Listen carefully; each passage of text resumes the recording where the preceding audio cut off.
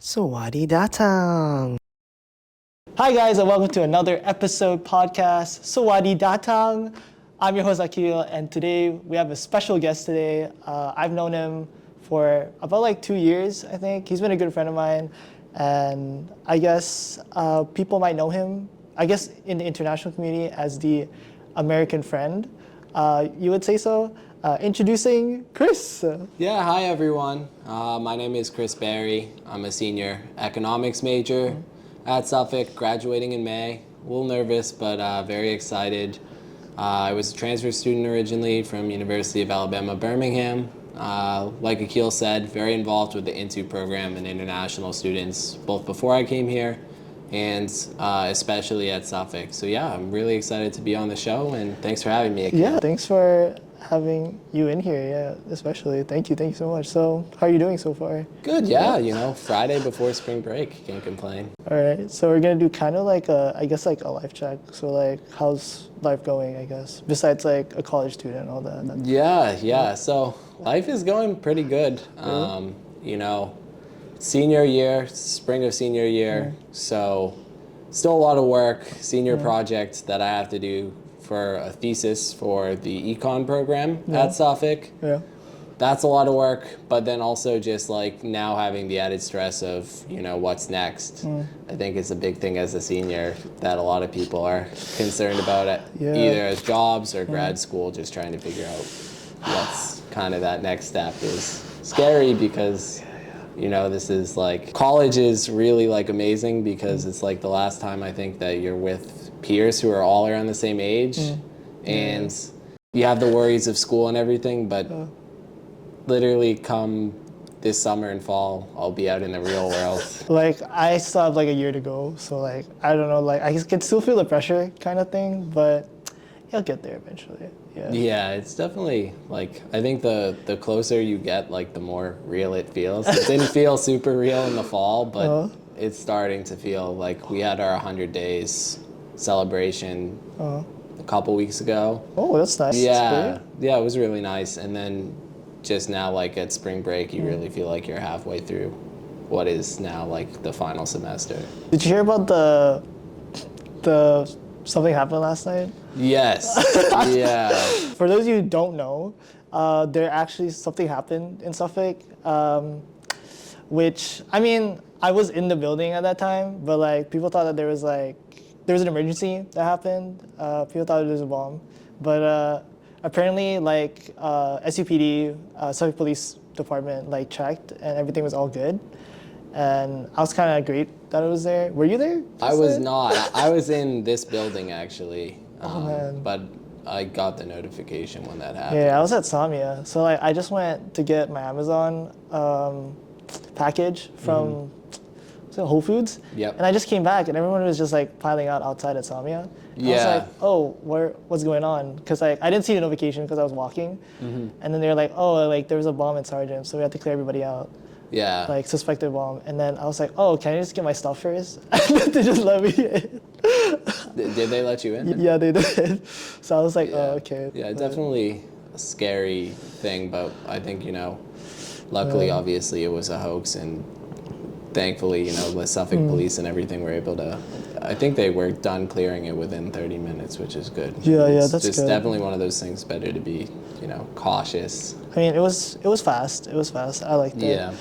Our friend Thomas said that it was a prank. I think more than likely is someone doing an ill-advised prank, which is just really unfortunate. I don't know. I just think of it like seriously when someone says that. But yeah, like, of course. Yeah, but like Thomas saying it's a prank, I'm like, it's like, I don't know. It's good to like, based on the response, to know that like Suffolk, not only Suffolk, but also the Boston police take those things really seriously. Yeah, especially like what happened. It is a federal crime to like even call in a hoax like that. So whoever thought it's whoever did that. I can assure you that the police definitely don't think it's a prank. Yeah, it's not a prank. I think to me it was a prank because like it was kind of serious. Yeah, no. Well, how would you know, right? Yeah, exactly. It's definitely nerve-wracking. Well, anyways, we're gonna move on to, I guess, a more brighter note. We'll just talk about you. Yourself. Yeah. Like since, you're raised and born here in the U.S.A. You know, so tell me more about, I guess, like, you know, about yourself and like where you're from. Yeah, so I grew up just south of Boston, in the suburbs. My father's a firefighter. My mom's a lawyer. I have 3 siblings, so pretty large family by American standards. Yeah. I went to public school all through high school, and then I finished up the last few years of high school I did at a private school, which was definitely a little bit different. Okay. Really, after high school, wanted something different. Went down to University of Alabama, Birmingham. Yeah. Great experience there. Pandemic happens. Yeah. Logistics to getting home were difficult. I think, like most other people, pandemic hit me hard, so I was looking, you know, to be closer to home. And my father is an alum of Suffolk, and my mom went to law school here. So what? I applied here thinking, oh, it's just an option. Like, I wasn't that sure. I didn't know, like, I knew it was a great experience for both of them, but I hadn't really, like, and I'd been by the university, but I hadn't visited or anything.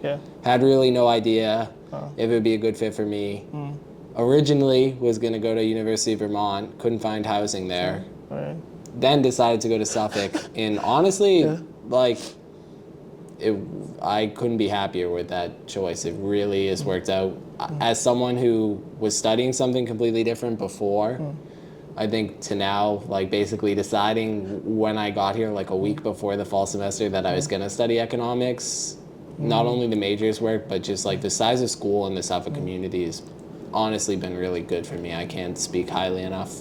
I didn't know that both of your parents like went here. Yeah, Wow, yeah. Did they actually like met here too? So they had met before.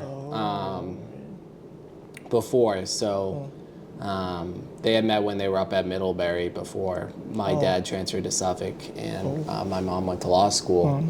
And yeah, my dad had really good things to say about it. Originally, it had been a commuter school. He had a pause in his undergraduate, and then he went back to school, and right before I was born, he finished his degree up here, right before me and my twin sister. It was one of those things. He like had promised that he was going to get his degree. He wanted to do it before we were born, and he did it, so I'm really proud of him for that. And like, just like, I think Suffolk, like, one thing I really like think of, like, its roots of being this commuter school that has like given working class people a chance at a really good education. I think like we still have those roots, and I think it's a good thing. Yeah, that is good. That's good. I mean, for those who don't know, Chris has a twin, but like his twin doesn't actually look exactly the same. Like, you guys don't have like resemblance. It's like it's kind of interesting though, because like I had a friend who were like twins, but like one's a guy, one's a girl, but like they kind of look identical in a way, like in terms of like features.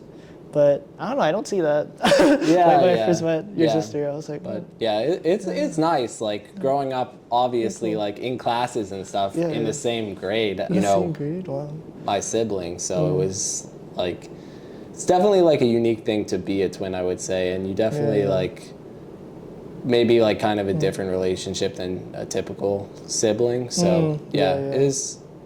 It was like, I think growing up, it was always nice to like, or no matter where I was going, like first day at a new school, at least I knew one person. You know? That's true. I mean, it is kind of rare though, like twins these days. Which, like, I really find quite interesting though, and cool. Yeah. So I have a script, all right? So it has a bit of information about you. So tell me more about, I guess, your early days before college.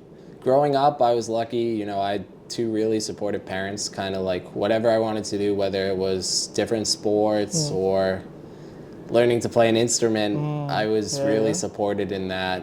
And always like, you know, busy, having 3 siblings at the house. It was definitely crazy at times. But my parents definitely sacrificed a lot to like let me pursue my interests. Like particularly growing up, playing soccer was a huge thing, and the hours they devoted to driving me.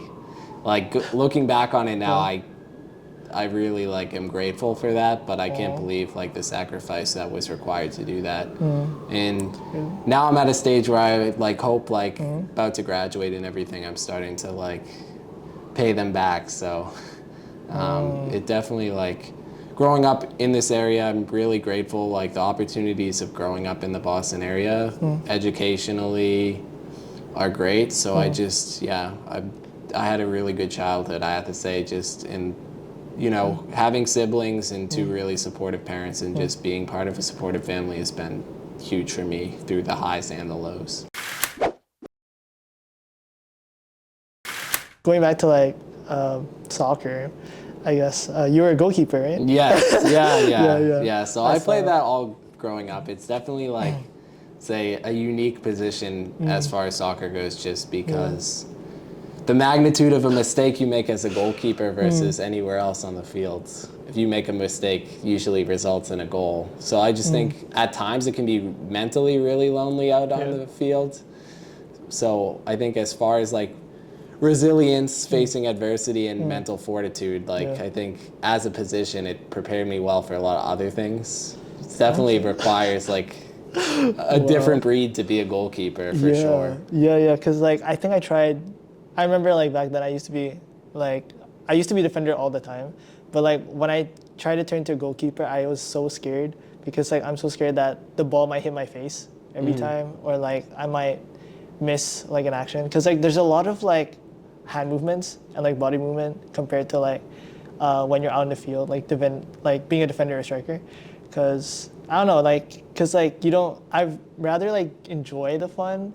Like, I'm not saying that goalkeeper isn't fun. I would say like I love like the thrill of just like running and like, just like passing the ball. Yeah, I think, like you were saying, the goalkeeper is not involved directly in the play all the time. So I think mentally to be switched on when 90% of the match, the ball might not be near you at all, but that 10% is hugely important in the outcome of the game. Since you love football, I really don't like your team. But I mean, your team's great and all, but like, they're doing a great job. Yeah. Yeah, Tottenham, I mean, new blood with Coach Angie as our leader. Getting promising. Yeah, you're young team, exciting to watch. New stadium. So we'll see. I'm hoping people make fun of Tottenham, like don't have any trophies, but I think the next couple of years you're gonna see. Maybe in the near future, maybe.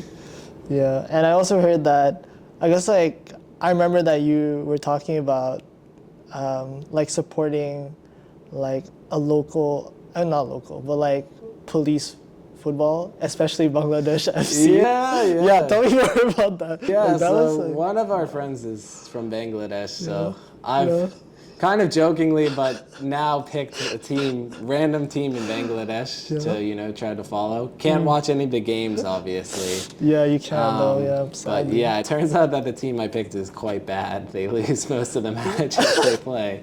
But we'll see. I think it's kind of fun. We're lucky to have like a good main friend group. We try to go out to eat on Thursday nights. We joke around. I think we have a lot of fun. So it's definitely like one really great thing about Suffolk is like I think I've met people that I wouldn't have met otherwise, but it's been really just like Wow, yeah. I look forward to our Thursday night dinners. Yeah. So like we usually hang out like every Thursday, and I think 2 weeks ago you didn't show up. Yes, I wasn't You were busy. But like we went to this Brazilian food that our other friend's also Brazilian, so like he took us there to Brazilian food, and Chris didn't show up because like he was busy. But yeah, like I hope that we do like every Thursday. Yeah, again. how was that? So. Was it good? Oh man, it was so good. But we were so confused because it wasn't like a typical buffet. Because it was at a place called U.S.A. Is it nearby here? Yeah, it's near Prudential. Oh, okay. Like we had to take like probably a 10-minute train ride. Oh, so not bad at all. Yeah, it was great, but yeah, we should go sometime. Yeah, with the rest. Definitely. I mean, moving back to like I guess your early life, like living in the U.S. Did you actually like live the dream? As like all the people overseas might say, like, America is like the dream. I think it's still a process, having graduated college, but like I said, I definitely recognize like I was fortunate just with my upbringing and everything to have a lot of opportunities. And yeah, I think, you know, graduating college and going out to the real world, it's kind of a we'll see. But I really do think one cherished thing like I have about America is I think just like the diverse amount of people I've met just through Suffolk and just soccer and aspects of life have been really great. I think unparalleled pretty much everywhere else. So yeah, we'll see if it's like the pure dream. I think, you know, there's a glorified dream and then there's like a great life with its ups and downs. I think, you know, I'm like everyone else, some good days, some bad days, but I do think, you know, the opportunities that America can provide with the education system and the opportunities after are still, you know, pretty great. That's good, that's good. I mean, speaking of like good time, bad times, like, I guess like in your early life, were you like the naughty kid or like were you like the teacher's pet or like that's good, that's good. I mean, speaking of like good time, bad times, like I guess like in your early life, were you like the naughty kid or like were you like the teacher's pet? Depends. If you ask my parents, they're definitely gonna say that I was probably, being honest, looking back on it, of the, you know, of the four kids in the Barry family, I was probably definitely the most troublesome for my parents. Being the oldest, there's definitely a lot of responsibility, and I think, you know, I took a while, maybe, not that I was a bad kid, but I definitely like sometimes, I probably gave my parents the most trouble of the four of us, I would say. And, you know, I think one of the things was, I think part of it was just, you know, being a young guy in high school, I, you know, was like, and one thing I definitely regret was when I first got to high school, it wasn't like I didn't care about school, but I definitely could have cared about it a bit more in hindsight. And it starts coming to junior year when people are looking at colleges and you hear like all these like great places your friends and whatever are gonna apply to, and then you look at your GPA and it was fine, but it could have been like, I was like, wow, I wish I had really, you know, it could have been better. Focused on it more. And luckily, you know, having been able to, because of soccer, to have the opportunity to attend boarding school for the last 2 years of high school, I was able to make up for some of that. And I really, like, I think, discovered, like, that I like school, which I didn't necessarily think. Don't get me wrong, there are some classes I don't like, but I think it gave me time to grow up going into college, which I think that one extra year made a big difference, at least for me. And I think I'm better behaved now. Maybe my parents would differ, but I was like a naughty kid too. And like I was also the oldest as well. But like the difference was that none of my younger siblings listened to me. So like, you know, like my parents would say like, oh, like my brothers will like look up to me because I'm the oldest. But like turns out in reality, like I didn't really do much. Like I just did my own thing. And then everybody was just not following me kind of thing. Yeah, so, it's hard to have that responsibility. Yeah. I will say it didn't really work that well. I wasn't the best of my youngest brother. Sorry, Colin. Now he's much taller than me. So the revenge could be happening. Just keep that in mind if you're a younger viewer. Your younger brother could be much taller than you. Yeah, because like, man, my younger brothers are like getting taller. Like taller than me and my brother now. So like, it's like kind of scary, but at the time like kind of funny too. Cause like in my family, like about, like most of us are taller than my dad because my dad's quite short. He's like the shortest one in the family. So like it's kind of funny to see him like as we grow up and then we can see him like everyone in my family is tall. But like other guys in my family, like my brother is now like I think even taller than my father, which is Wow, that is good. He's quite tall. Yeah, and a bit I guess about yourself. So like currently you live in like Harvard right now, right? In Cambridge. How's it like living with like cats? Yeah. So growing up actually, I had when I was younger like a bad experience with the cats. So I was really afraid of them. But in high school, I started to get into community service, and I signed up for it as an after-school activity, thinking like, wow, this would be really like fun, and it ended up being super great. But one thing I didn't realize was one of the volunteer things was at a cat shelter. So having been terrified of cats, going into that, All the other activities, great, absolutely love them. But I remember the first day of the cat shelter, I was terrified. But over time, it was like I was forced to face my fear. Yeah. And I think the fact that there were kittens there definitely helped. I'm definitely still a dog person. Shout out to Daniel, my dog at home. Okay. But Fine. yeah, like the cats, I live with 3 cats now. Yeah. I definitely love them. They love me because I have treats always. Okay. But yeah, it's good. Like, you know, cats are definitely one thing that takes like some getting used to. They're definitely like, it's more on their terms. Dogs, Yeah. I'll get home today, I guarantee you, and my dog Daniel and my sister's dog George will be right at the door, excited to see me. But the cats, you know, that might not be a guarantee. It's definitely more on their own terms. But we have a good relationship, and I know like it's definitely on a tough school night. It's nice to like be able to hang out with the cat a little bit. Definitely like cheers me out. I remember going to your place with our friend Almas. Like it was really quite cute though. All the 3 cats, except for one cat that didn't like me. Yeah. Just because I looked into its soul. So like it was like I was sitting on the floor and like the cat just went up on me and like I tried to pet it and like it looked into my eyes and I looked at its eyes like so deeply and it decided to like run away. So I was like, oh, I didn't know what happened until like it suddenly didn't want to come back in the room anymore because like I was there. So yeah, the key is treats. I'm telling you, if you have a little bribe, you know. Except one of the cats doesn't like the treats, but the other 2 go crazy for it. But all 3 like me, so I can't complain, you know. But who's your favorite though? Cat? Who's my favorite? You gotta have a favorite, right? I don't know, Maybe? you know. Or so there's 3 of them. There's the white one, aldehyde. There's the orange one, ketone. Yeah. One of my roommates is a chemistry major, so that's why they're named that. And then there's a girl cat who's a black and white cat named Nori. So they're all. Ketone is probably like the people really like the orange cat vibe. I think, you know, orange cats they have usually not the smartest, but like super friendly. Yeah. So yeah, I don't know. That's a hard choice. I think aldehyde likes me the most of the cats. He's very treat motivated, so I think that probably has something to do with it. But yeah, I like all 3 of them, honestly. Like I can't pick a favorite in case they're listening, you know.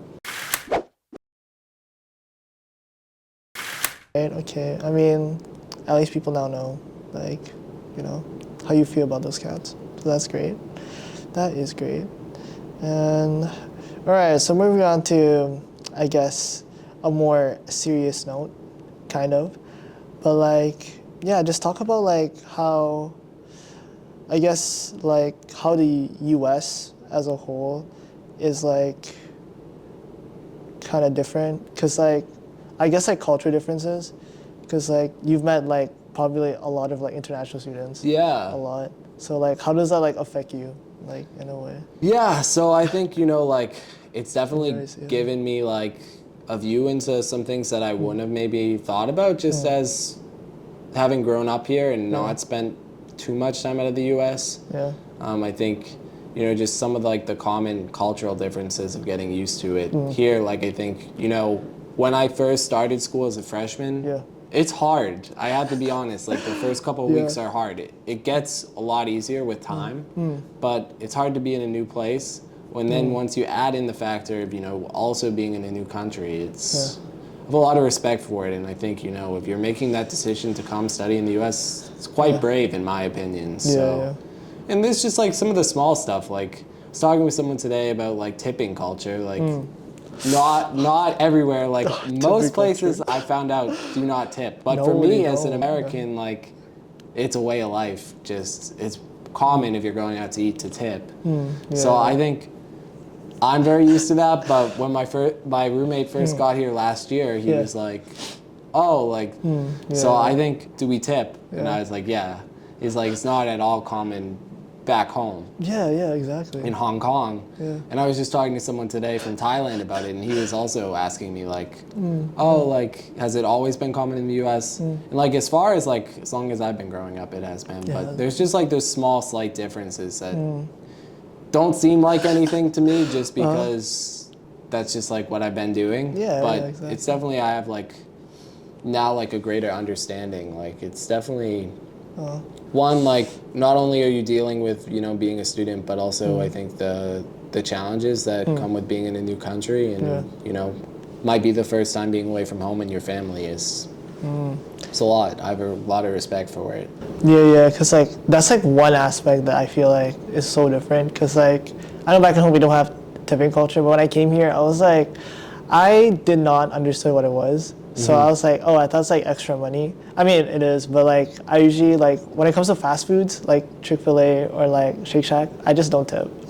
So, because like for me, like tipping only works when you're like in restaurants or like you're attending a bar, like that you can tip, but like in terms of like fast food where like there's like a checkout counter for me and there's no one operating it and it's only a machine, then I would say Yeah, I don't think those give you the option to tip anyways, so. oh, some of them do, yeah. Some of them do now? Yeah, but like I don't really tip. I think I so- think people Yeah. it can be confusing because in different circumstances. Yeah.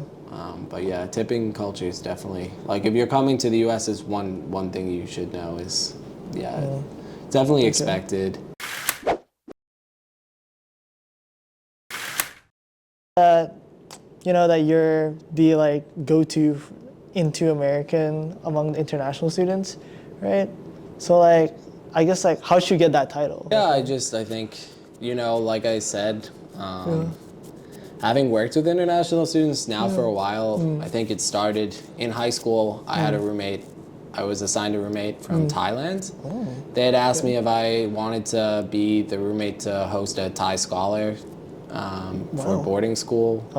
And him and I became quick friends, and I was able to learn a lot, and I just like discovered that I was really passionate about working with international students and enjoying like just learning about his experience from Thailand and growing up and everything. I remember he spent Thanksgiving at my house. Oh, sweet. Yeah, so it's been really like from there was like that was really where my interest kind of took off, and I think like I said, just, you know, having not been able to study abroad, I've been outside the country once now. I hope to travel a lot more in the future, but it's been a really like great substitute for that, and I just feel like I continue to learn from international students, and they provide like a really valuable perspective on issues that maybe, you know, I didn't think of before. And I think partially just having gone to school in Alabama, far away, that was just like culturally very different than, you know, Boston. Right. I think I know what it's like to be in a place where it's just like a little bit unfamiliar and you're not exactly the same as everyone else. Yeah. And I think, you know, trying to fit in and land on your feet and also just being a new student, I think can be difficult. So I pride myself like on trying to be a resource for students and you know, being there to help. I just generally, I think, have always liked to help people. So it's just, if I feel like, it makes me feel really good inside if I can help people. And I really hope that I am making some sort of difference in making things easier for students here. I mean, I think you are though. You're making like a huge difference for a lot of students here. And like, I think like how we met was because of orientation. So like we both, I guess like volunteered for the orientation of fall 2022, was that right? Yep. Yeah, and then I didn't know that he was from here at first, because like, as like a lot of people, like I thought he was like international student, but he wasn't. Like when I heard him talk, I was like, okay, nope. I was like, nope, it wasn't it. But the people that I knew thought he was from New Zealand. I don't know why, but like that's what people thought. And then when people like started talking to him, like they started to change their mind. So like, how would you get that like title of like the New Zealand? Yeah, kid? I'm not sure about that. Shout out to New Zealand, but yeah, I don't think I sound like I'm from New Zealand. But yeah, someone told me that like 3 months after I met them. They're like, "Oh, you're not an international student," and then they're like, "I thought you were from New Zealand." I was like, "Oh, I don't think I've ever been confused, you know, for being from New Zealand." Again, shout out to New Zealand. Yeah, but we love you, New Zealand. yeah, I don't think I have a New Zealand accent. I don't think so. But, no. but maybe I do. But, You know? yeah, that is Okay, that is interesting though. Yeah, Yeah, it was that's the. cool. I had one other person think before I was, but it was not from New Zealand. Oh, so okay. They thought I was German. German? Okay. Yeah, my family is originally from Germany, but I can see again, that a bit. Yeah, Yeah. I can see that. Yeah, The German so. side. Okay. I mean, yeah, it's kind of cool. It's kind of cool. Yeah, New Zealand. I thought it was pretty funny. So Yeah, I mean, I get that too. I guess like people think that I'm like Cambodian or like Filipino. I think there's one time I was trying to cut my hair, and like this woman thought that I was. She asked me where I was from because I was like, oh, I wasn't like those typical like East Asians. So I was like, no, I'm from Indonesia. She's like, oh, okay, that's kind of cool. Like, are you like you kind of like look similar to Cambodian? I was like, oh, that's cool. I mean, I don't know what a Cambodia looks like, but like I was like, okay, that's cool though. At least like I'm in that area, you know. yeah, I think cool. part of it like is because most of the volunteers through the Into program orientation are international students. I think people just assume that I am. Yeah. But yeah, that was probably why. But pretty funny at the same time. Like I've never been confused as being from New Zealand before, but you know, first time. So Okay, that's cool. I mean, yeah, I like ever since that I've been seeing you like volunteer, like in Home Away from Home and like some Into events, and yeah, that's just pretty cool. And now you're part of like the PLC of Into, which is like the Peer Leadership Council. If you guys don't. yeah, I just love like anything I can do to be involved. I think we're lucky to have good people involved on the faculty side of things. Leanne at the Home Away from Home program is a good friend of mine. Rachel at Into is really good. So yeah, we have a lot of people here who are good resources, and I think because of the manageable number the school has, I think there's a lot of like quick access to resources that at a larger school maybe could take a little longer, or it might be not as easily accessible. So I think that's one really good thing. We do really care about our international community at Suffolk. Yeah, and it's good though, that you're caring though, because I know it's a lot about you. And then I guess that's when we started hanging out. I guess as a group. I guess there was another friend of ours. His name was Khan, and like he was kind of funny too. But like I usually see him and Khan like together, because like you guys are roommates, right? Yes. Mostly. Yeah. I was very sad to have him leave. He was an exchange student from Hong Kong. I definitely really miss him. Like he's one of my best friends. It was, and I had a great roommate in the fall too, Alejo from Spain. So I was nervous originally. When you have a new roommate and it's a random person you don't know. Yeah, of course. And I didn't know much about Khan. Like we hadn't really talked before he moved in, but we hung out a lot together and we spent a lot of time together. So definitely some of my best memories from college are with him. Aw, that's so Yeah, sweet. and he's in Hong Kong now, but I really hope to see him soon. Either he comes back to the U.S. to visit, but I'd also like to go to Hong Kong and visit too. So hopefully we get together soon. Still keep in touch. It's really good. Really lucky to have that relationship. Yeah, well, I hope you guys do like get reunited. Yeah. Like, in some way, in some form. So I wish that happens. But yeah, like you being, I guess, like out there and being involved with like not only like events and stuff, but like also like the international like events, and like you're really supportive of like each and every one that you met. So I feel like I'm proud of you to have a friend like you too, which is kind of cool though. Yeah. Thanks, I appreciate that. Cool. But sadly, it's time to say goodbye, because you have a lot of things to do after this. Yeah. So, but thank you so much for coming to the show. Do you want to say anything else to people listening or watching? Thanks for having me on the show. I appreciate it. Okay, that's great. Yeah, I hope we hang out more. A bit of more. Course. Yeah, I know you're like kind of busy. Yeah, no. Yeah, being a senior and all that. Thursday nights, bro. Thursday nights, Yeah. Do you know what you want to do like after you graduate? Yeah, I'm hoping to go to grad school, so we'll see. That's good actually. Do you know which grad school? Clark, probably. I'm waiting to hear from a couple other ones, but probably PhD in economics. So. Oh, I saw in your story you got accepted different. Yeah. So I 5 more years of school. So. Wow. But I'm excited. I've discovered something I'm passionate about, and the faculty at Suffolk have been really great in fostering that. So Yeah, of course, of course. Well, thank you so much for coming. Yeah. Thank you very much for tuning in. Yeah, I hope everyone has a good rest of the day. And yeah, thank you so much, Chris, again. And we'll see you guys again soon. Bye. Sawadee Datang.